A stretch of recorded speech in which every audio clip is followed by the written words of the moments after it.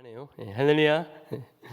오늘도 귀한 주일 주님의 전에 나오신 여러분들, 특별히 오늘 사부 예배 가운데 나오신 여러분들을 주님의 사랑으로 환영하고 축복합니다. 특별히 온라인으로 예배드리는 여러분들도 동일한 은혜가 있으시기를 바랍니다. 오늘도 날씨가 많이 무더워지고 있습니다. 진작 무더워졌지만 또 7월이 되니까 사람의 마음이 그렇잖아요. 7월이 되니까 아직 여름이 시작되었구나라는 생각이 들면서 더 무덥고 또 더 습한 것 같습니다. 한편 또 7월 여름이 시작되니까 여름 휴가에 대한 계획들을 많이 세우시는 것 같아요. 특별히 사회적 거리두기 해제되고 또 외국 출입국에 대한 PCR 검사 기준이 대폭 완화되면서 해외여행을 준비하고 계시는 분들도 많이 계시는 것 같습니다. 저도 이렇게 휴가 일정을 좀 조정하면서 이번 휴가 때 어디를 갈까라고 조심스럽게 비행사를 좀 알아봤습니다.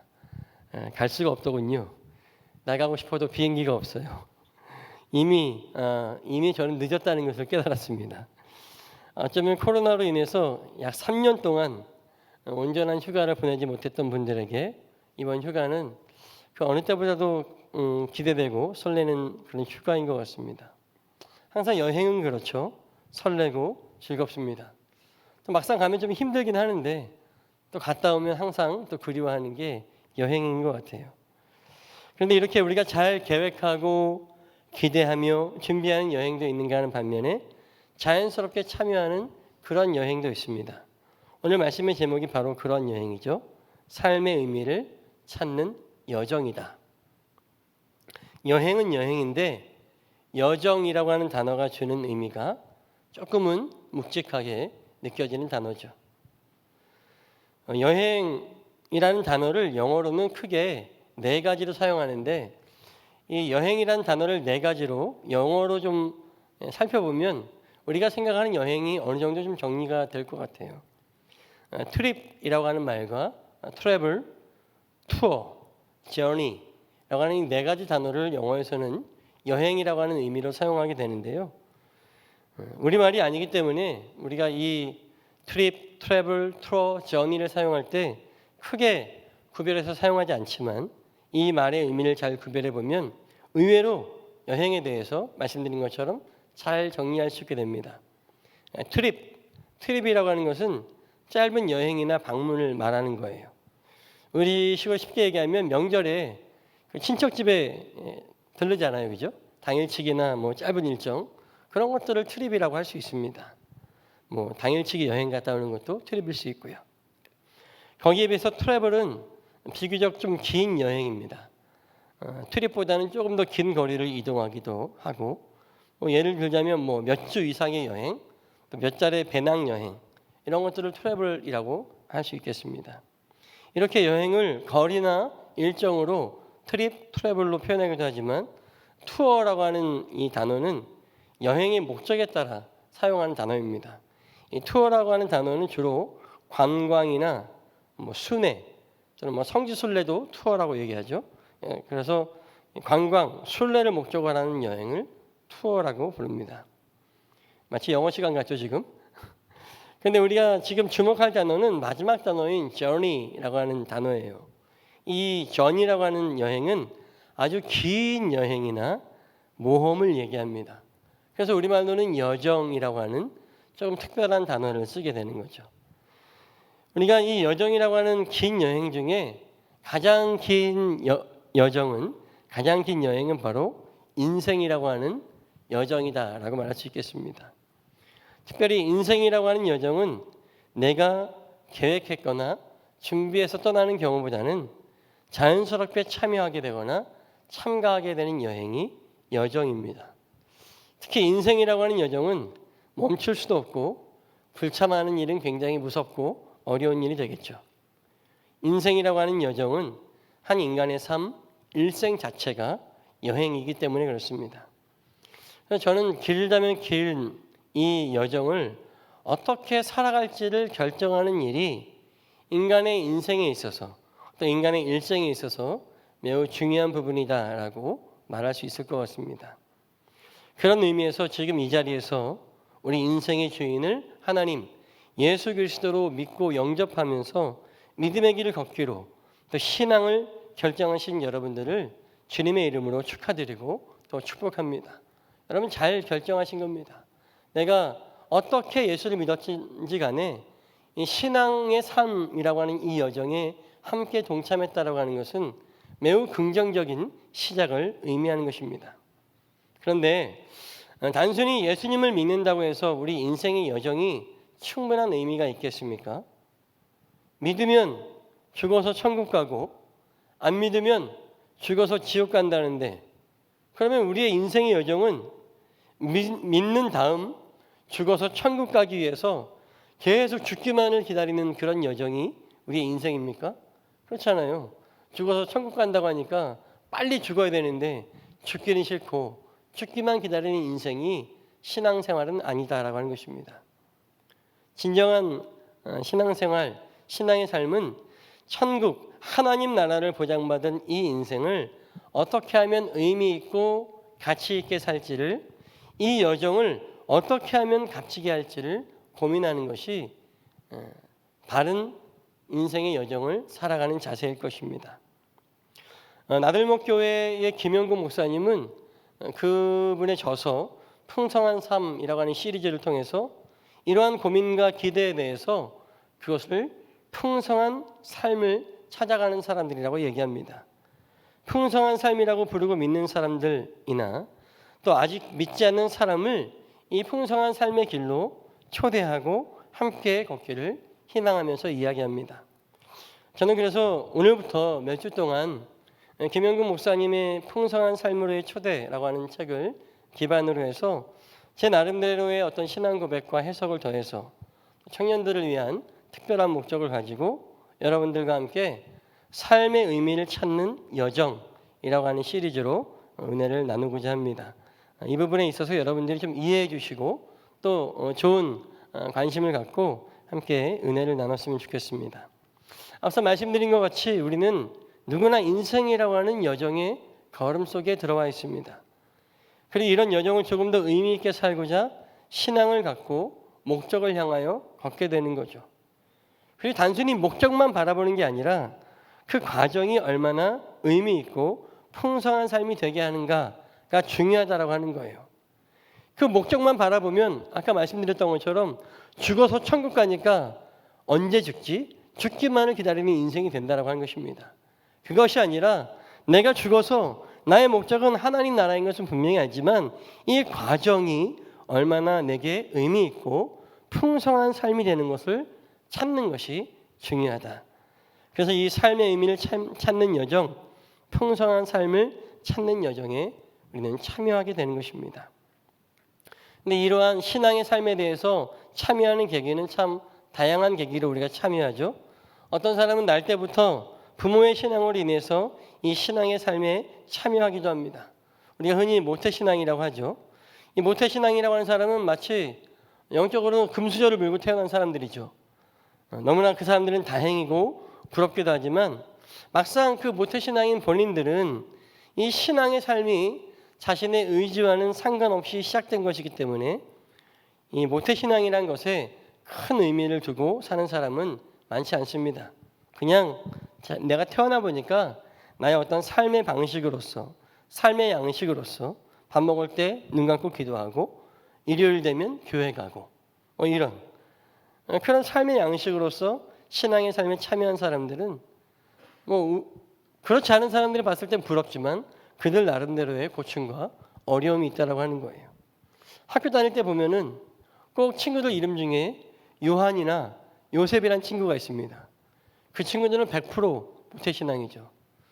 근데 다 그런 건 아닌데 제 경험으로는 그 이름이 요한이나 요셉이라는 친구들이 욕을 제일 잘하더라고요. 무슨 이유인지는 잘 모르겠습니다. 자신의 삶의 양식에 대한 반항일 수도 있을 것 같아요. 다들 그거를 마음에 들어 하지는 않는다라고 하는 것입니다. 또 어떤 사람이 있겠습니까?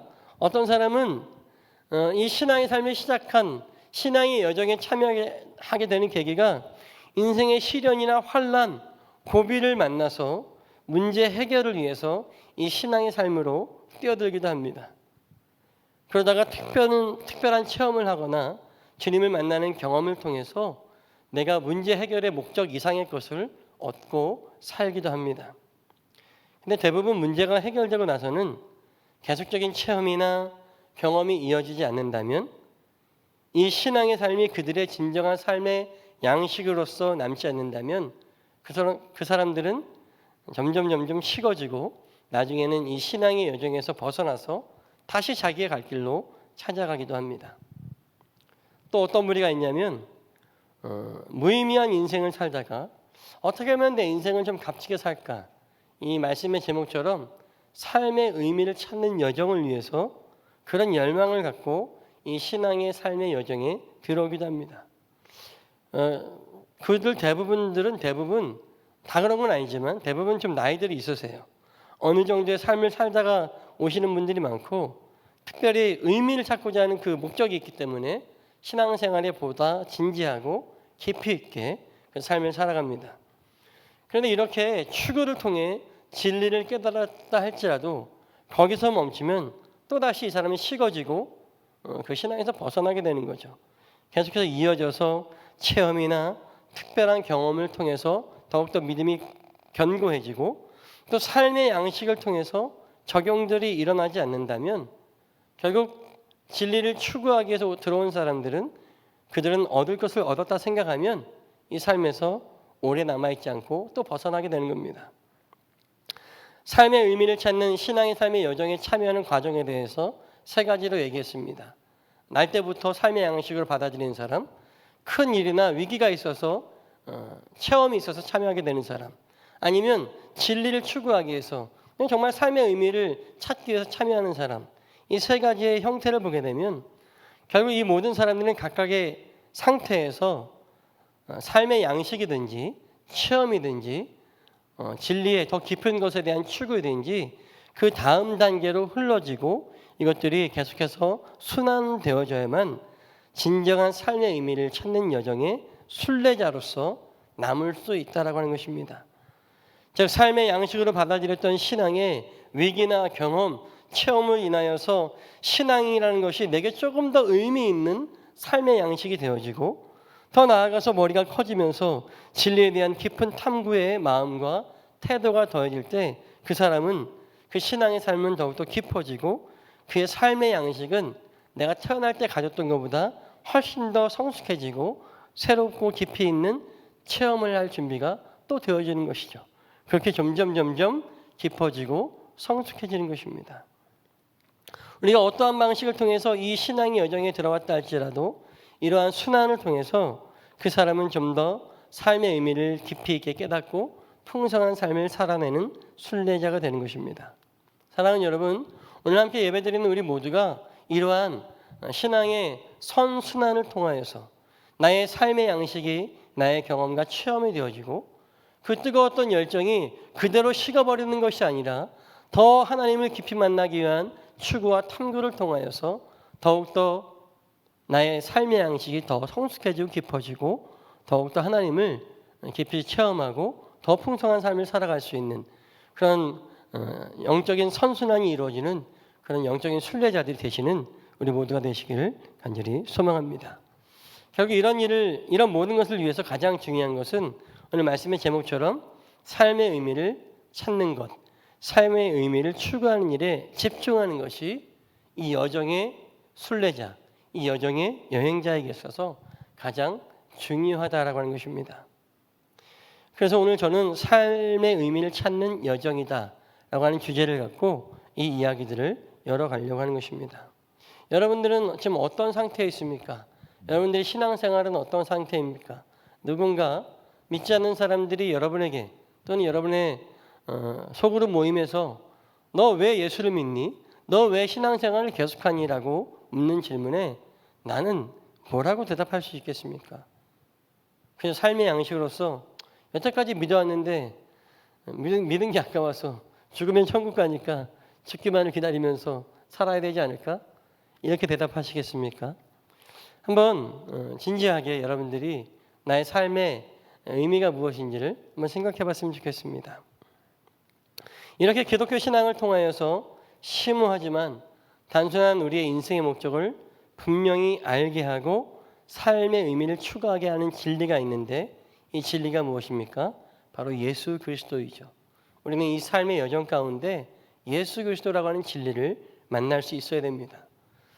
근데 안타깝게도 이 삶의 의미를 찾는 이 여정에는 많은 장애물들이 있습니다. 특별히 이런 장애물들은 왜 위험하냐? 진리이신 예수 그리스도를 만나지 못하게 할 뿐더러 하나님과의 진실한 관계를 맺지 못하게 하기 때문에 위험하다라고 하는 것이죠. 그래서 저는 크게 세 가지로 이야기할 수 있는데, 먼저는 교회가 만들어 놓은 장애물들이 우리의 이 신앙의 여정을 계속해서 살지 못하게 한다라고 하는 것입니다. 이게 가장 슬프고 안타까운 장애물이죠. 대표적인 예로 언행일치가 되지 않는 교인들이 있습니다. 사랑한다고 하면서 등쳐먹고 사기치는 기독교인들, 또 사랑을 말하지만 정작 사랑하지 않는 교회들, 기독교 신앙의 사랑과 은혜를 교인들만, 우리만 은혜 받고 우리만 구원받는 것처럼 독점하는 태도들, 또 우리만 진리를 알고 있는 듯한 그 이기적인 태도와 또 신앙을 이용해서 내 개인의 욕망을 투사하며 채우는 모습들이 바로 그것입니다. 여러분, 그런 기도 해보셨습니까? 로또를 한 장 사들고, 주님, 이 로또 당첨만 해주시면 제가 주의 일을 위해서 교회 하나 근사하게 하나 지어드리고 나머지는 제가 잘 쓰겠습니다. 이런 기도 한번 해보신 적 있습니까? 비슷하게라도. 이런 것들이 신앙이라고 하는 빌미로 우리의 욕망을 투사하는 거죠. 이런 먼저 믿은 사람들, 교회들이 잘못된 신앙의 양태들, 이러한 장애물들 때문에 하나님을 알지 못하는 사람들이, 게다가 하나님을 아는 사람조차도 교인들과 교회의 그 모순된 말과 행동들을 듣고 보면서 결국 진리에 대해서, 하나님에 대해서 의심하고 심지어는 혐오감까지 들게 되는 것입니다. 그리고 지금 우리 한국 사회는 어떻습니까? 안티기독교, 개독교, 개독이라고 하는 말이 이 장애물이 우리 사회 가운데 얼마나 크게 고여있고 썩고 있는지를 잘 말해주고 있죠. 이러한 장애물 때문에 기독교 자체의 소망을 잃어버리는 사람들이 많이 있습니다. 심지어는 기독교 신앙에 있는 사람들조차도 교회를 떠나가는 일이 생기고 그들을 가나안 교인이라고 부릅니다. 여러분들 가나안 교인의 뜻 아시죠? 가나안을 거꾸로 하면 안 나가입니다. 교회에 들어와서 안 나간다는 거예요. 내가 예수를 믿지만 교인들과 교회 가는 꼬락서진을 보니까 교회는 나가기 싫다. 난 가나안, 안 나가 교회, 안 나가 교인이 되고 있는 현상들이 있다고 하는 것입니다. 하지만 목욕물과 함께 아이까지 부어버리지 말아라라고 하는 그런 영화 속담이 있지 않습니까? 목욕물이 더럽다고 해서 그 물 안에 있는 아이를 버리는 것은 우리 속담으로 얘기하면 벼룩 한 마리 잡고자 초가 삼간을 다 태우는 것과 마찬가지다라고 하는 거예요. 아무리 더럽고 썩었다 할지라도 여전히 교회는, 하나님에게 있어서 교회는 세상의 소망이고 오직 예수 그리스도만이 우리 인생의 참 의미를 깨닫게 하시는, 풍성케 하시는 참된 진리라고 하는 것을 우리가 잊지 않아야 됩니다.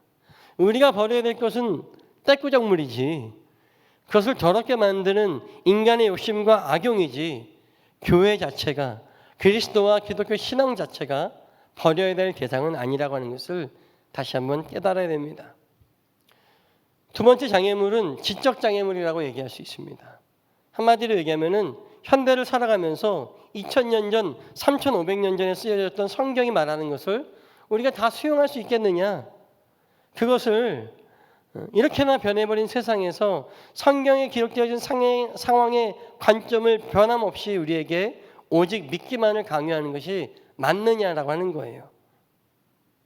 상황을 뛰어넘는, 시대를 관통하는 진리, 참 진리 그리스도에 대한 물음이 있어야지 단순히 그 당시의 상황에만 매몰돼서 그것을 그대로 믿어야만 한다는 식의 복종과 맹종을 강요하는 행태는 지적인 태만과 지적인 폭력이라고 하는 거예요. 그런 교회의, 그런 잘못된 신앙인들의, 종교인들의 지적인 폭력으로 인하여서 진정한 삶의 의미를, 진리를 찾고자 하는 신앙의 순례자들이 이 신앙의 여정 가운데 들어오지 못하게 하거나 다시 뛰쳐나가게 하는 장애물이 되고 만다라고 하는 것입니다. 쉽게 얘기하면 그거죠. 구약에는 돼지고기를 쪽진 발을 갖고 있는 고기를 먹지 못하게 하잖아요. 제가 지난 금요일에 사실은 지난 화요일부터 굉장히 먹고 싶은 음식이 있었습니다. 순댓국이 먹고 싶더라고요. 그 순댓국에 들어있는 그 고기들이 이렇게 부드러우면서도 칼칼한 맛이 너무나 먹고 싶었어요. 참다가 금요일 날 저희 아내를 꼬셔가지고 여보 오늘 저녁 순댓국 어때? 그래서 저희 아내는 별로 좋아하지 않는데 꼬셔서 갔습니다. 너무나 맛있게 먹었어요. 근데 사실은 성경에 의하면 돼지고기 먹으면 안 되거든요. 목사는 더더욱 먹으면 안 될 것 같지 않습니까? 근데 그것은 그 당시의 상황과 그 당시의 법이지 진정 신앙에 대한 질문들은 그런 비본질적인 것에 있지 않다라고 하는 것입니다. 하지만 자꾸 이런 비본질적인 거로 우리의 신앙을 가두어 버리고 묶어 버리려고 하는 시도들, 이 지적인 장애물들이 우리로 하여금 신앙을 탈선하고 포기하게 만든다라고 하는 것입니다. 이러한 지적인 장애물들이 믿지 않는 사람들에게는 어떻겠습니까? 신앙의 문턱조차도 들어오지 못하고 넘지 못하게 하는 바리케이트와도 같다라고 하는 것입니다. 여러분, 진리는 강요하는 것이 아니라 인생에 대한 질문을 던지는 모든 사람들을 수용하고 대화하는 중에 발견되어지게 하는 것이 바로 진리입니다. 그리고 그 진리는 결국 언제나 예수 그리스도를 만나게 된다라고 하는 것을 우리가 깨달아야 합니다. 주님께 맡기면 되는 거지 내가 내 상황에 맞춰서 내가 이해하는 성경의 상황으로 누군가를 가두고 막아버릴 필요는 없다라고 하는 것이죠. 마지막으로 삶의 의미를 찾는 여정의 장애물은 실존적 장애물입니다. 어려운 얘기죠. 쉽게 얘기하면은 인생을 살면서 신앙생활을 잘하기가 쉽지 않다는 거예요. 고통이 올 때마다 특별히 내가 착한 일 하고 있는데 선한 사람들이 고통받는 것을 볼 때마다 우리는 이렇게 물어봅니다. 하나님이 계시기는 하는가? 자, 우크라이나 전쟁을 통하여서 죄 없는 어린아이들이 포탄에 맞고 온몸이 찢겨져 죽을 때마다 우리는 고민합니다. 하나님이 계시긴 계신가? 우리는 이러한 실존적인 물음 때문에 주저앉을 때가 많이 있습니다. 하나님이 계신데 왜 이 세상은 더더욱 악하여지고 썩고 타락합니까? 이러한 실존적인 고통들이 우리를 신앙의 삶의 자리에 서기 힘들게 하고 때로는 이 자리를 떠나기도 해요. 하지만 경험적으로 알 수 있는 것은 이러한 고통을 이겨낼 때 사람들은 오히려 이 여정에서 거둘 수 있는 최선과 최고의 열매를 맛볼 수 있다라고 하는 것입니다. 때로 실존적인 고통은 우리로 하여금 내 인생과 또 세상을 정직하게 바라볼 수 있는 그런 통찰을 주기도 하는 거예요. 실존적인 고통이 우리가 하나님의 진리에 다가가는 일을 방해하기도 하지만 때로는 디딤돌이 되기도 한다라고 하는 것입니다. 제가 예전에 교회에서 교구 사역을 하면서 신방을 하다 보면 건강하게 잘 지내셨는데 어느 날 덜컥 입원하셨는데 암 말기라고 들었어요. 신방 갈 때 정말 신방 가는 교역자의 마음이 굉장히 두렵습니다. 가서 뭐라고 얘기를 하지? 이렇게 열심히 신앙생활 하시고 이렇게 열심히 섬기셨던 권사님이 갑자기 암 말기라니. 야, 큰일 났다 이거. 가서 뭐라고 얘기해야 되나? 목사라고 해서 늘 이렇게 담대하게 죽으면 천국 갑니다 이렇게 얘기할 수 있는 거 아닙니다. 정말 두렵고 떨리는 마음으로 다 가서 그 권사님 손을 잡으면 아무 말도 안 나와요. 눈물만 펑펑 쏟습니다. 권사님 어떻게 이럴 수가 있습니까? 장로님 어떻게 이럴 수가 있어요? 그러면 오히려 권사님 장로님이 젊은 목사 어깨를 툭 치면서 목사님 괜찮아요. 저 지금 행복해요. 오히려 고난 가운데 있으면서 그동안 이 내가 암 말기에 오면서까지 전혀 고통 없이 하나님께서 이 잘 살게 해주신 건 너무나 감사하고 이제 곧 하나님 만날 수 있게 되니 너무 감사해요. 이런 고백을 들을 때마다 정말 부끄럽기도 하고 너무나 많이 큰 은혜를 받습니다. 실존적인 고통이 때로는 하나님과의 관계를 막아서기도 하지만 이 실존적인 고통을 이겨내는 사람에게는 말할 수 없는 인생의 열매를 그 단 열매를 맛보게 된다고 하는 것입니다. 이렇게 삶의 의미를 찾는 여정은 매우 중요하고 가치 있는 일입니다. 여러 장애물들이 우리를 이 여정에서 파선하기도 하지만 이 장애물을 극복할 때 우리는 말할 수 없는 인생의 단 열매를 거두는 것이죠. 그렇게 해서 저는 앞으로 몇 주 동안 이렇게 삶의 의미를 찾는 가치 있는 여정, 이 여정 가운데 장애물을 극복하고 이기기 위한 한 가지 조언을 드리고 오늘 말씀을 마치려고 합니다. 제가 늘 강조하는 말씀 중에 하나이고 제가 좋은 교회 와서 청년들과 함께 사역하면서 몇 번 얘기했던 이야기입니다. 바로 질문하는 신앙을 가지란 얘기예요. 거룩한 물음표, 홀리 퀘스천 마크를 좀 가슴속에 두고 좀 질문을 하라는 것입니다. 거룩한 물음표, 홀리 퀘스천 마크를 가지고 계속해서 질문하고 묻는 신앙을 살아야 됩니다. 하나님께 물어보십시오. 목사님께도 물어보세요. 인생의 장애물을 만났을 때, 인생의 시련을 만났을 때, 또 신앙생활에 어떤 질문을 만났을 때 질문하는 것을 두려워하지 말고 진리를 탐구하고 추구하면서 계속해서 물어보면서 그 가운데 예수 그리스도를 만나야 된다고 하는 것입니다. 위대한 기독교 변증 철학자인 프랜시스 셰퍼는 이렇게 말했습니다. 솔직한 질문을 하면 솔직한 답변이 주어집니다. 무슨 얘기입니까? 진리를 찾고 삶의 진정한 의미를 찾아 풍성한 삶을 누리고자 하는 여러분들 질문을 가지세요. 특별히 솔직한 질문을 가지시기 바랍니다. 솔직한 질문으로 질문하세요. 여러분, 솔직한 질문이 무엇입니까? 반대로 나의 인간적인 욕망과 자기 합리화를 위한 나의 이기주의를 투사하는 질문이 아니라 내 영혼의 진정을 찾기 원하는, 내 영혼의 삶의 의미를 찾기 원하는 진짜 솔직한 내 심정이 물어보는 질문을 가질 수 있어야 된다라고 하는 것입니다. 답이 뻔히 정해져 있는데도 불구하고 내가 그거 하기 싫어서, 내가 다른 거 하고 싶어서 하나님께 하나님 제가 이거 해야 돼요? 말아야 돼요? 이러한 가증스러운 질문을 말하는 것이 아니라 진정 내가 하나님께 진정 구하는 그런 솔직한 질문을 던질 때에 그 사람은 그 솔직한 질문을 통하여서 그 사람이 얻어야 될 가장 솔직한 답변인 진리를 얻게 될 것입니다. 솔직한 답변인 그리스도를 만나게 될 것이다 라고 하는 것입니다. 그리고 이 답변을 얻을 수 있는 사람은 당연하게도 이 삶의 의미를 찾는 여정을 부지런히 걷는 사람이어야만 이 질문의 답을 찾을 수 있다라고 하는 것입니다. 왜냐하면 이 여행자들의 길은 이미 하나님께서 만들어주시고 이끌어주시기 때문인지를 믿으시길 바랍니다. 제가 언젠가 한번 말씀드렸죠. 제가 우리 좋은 교회 오기 전에 한번 신앙의 슬럼프가 왔습니다. 목사도 신앙의 슬럼프가 오더라고요. 심지어는 우울증까지 왔습니다. 어떻게 하면 합법적으로 죽을 수 있을까? 어떻게 하면 합법적으로 죽고 천국 갈 수 있을까를 고민하게 됐습니다. 인생의 길을 잃어버린 것 같았어요. 너무나 황당했죠. 나는 목사인데 가장 좋은 길, 가장 진리의 길을 걷고 있다라고 생각했는데 그 길 가운데서 길을 잃어버렸습니다. 너무나 당황스러웠어요.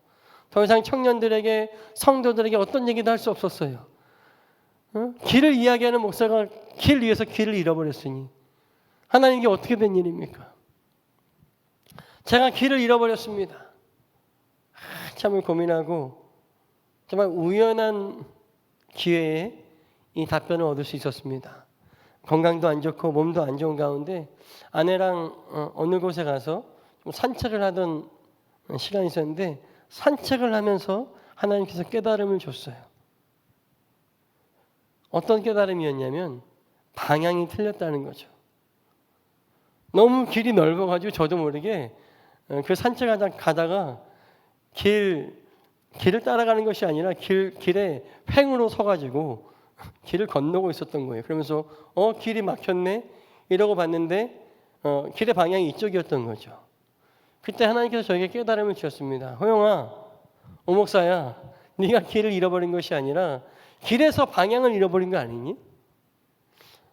꽤나 오랫동안 고민했는데 너무나 쉽게 답을 찾았습니다.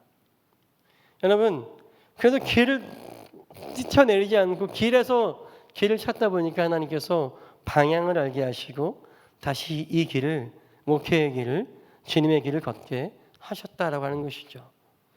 사랑하는 여러분, 이 삶의 의미를 찾는 여정에 쉽게 찾아지지 않을 수도 있습니다. 앞서 말씀드렸던 장애물들이 여러분을 계속 따라다니면서 괴롭힐 수 있습니다. 하지만 이 여정에서 계속 걸어야만 진짜 삶의 의미인 풍성한 삶, 예수 그리스도를 만날 수 있게 되는 것 아니겠습니까?